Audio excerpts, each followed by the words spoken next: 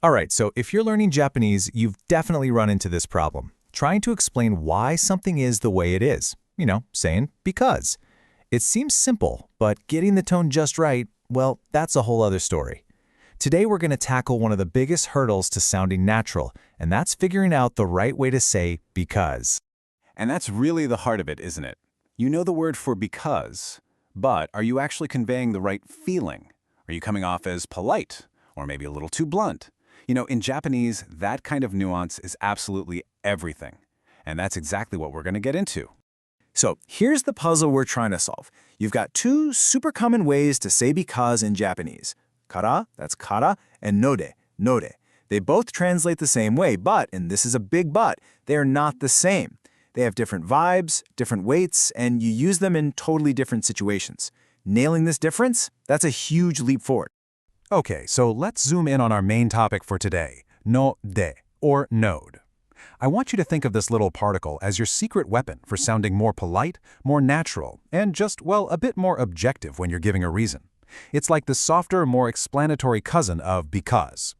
So what really is node at its core? Well, it's all about presenting a reason in this really soft, kind of explanatory way. This isn't the one you use when you're trying to push your own opinion or make some big, bold claim. Nope. This is for when you're just calmly laying out the facts. You're connecting a cause to an effect. Nice and logical. And what's really cool is how these different traits all kind of feed into each other. See, because node is used for things that are just factual, just objective reasons, it automatically comes across as more polite. It feels less like your personal opinion, and that makes it an awesome, super reliable choice for both talking and writing, pretty much any time you need to explain something gently and clearly. All right, so we get the what, but now for the how. How do we actually plug this thing into a sentence? Well, I've got good news for you. The grammar is actually super straightforward. Okay, take a look. The pattern here is really simple to get the hang of. If you've got a verb or an I adjective, you just stick node right onto the plain form. So a word like hanasu, to speak, becomes hanasu node. Easy enough, right? Then, for your na adjectives and nouns, you just pop a na in between. So shizuka, quiet, becomes shizuka na node.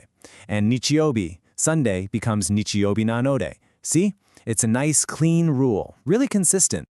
And now, we're at the main event, the big showdown, node versus kara. Honestly, this is the part that's going to make your Japanese level up. Understanding this isn't just about translating words anymore. It's about actually communicating with the right feeling, the right nuance. So here's the breakdown. The key difference you got to remember.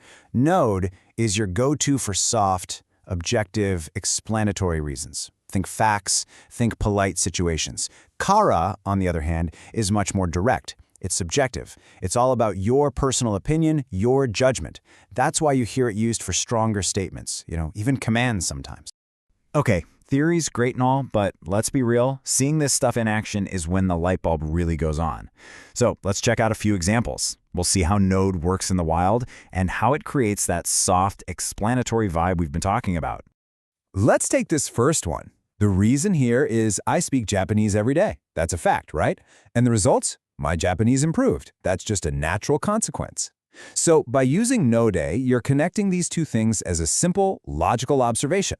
It's not a forceful opinion, it's just cause and effect. See how smoothly that flows? Okay, next up. Same idea here. The reason is a state of being. He was busy. We're just presenting that as a fact of the situation. So node gives this really gentle explanation for why he went home early. It's the perfect way to explain someone else's actions without sounding like you're being pushy or passing judgment. And this last one, this is a classic textbook example of where node shines.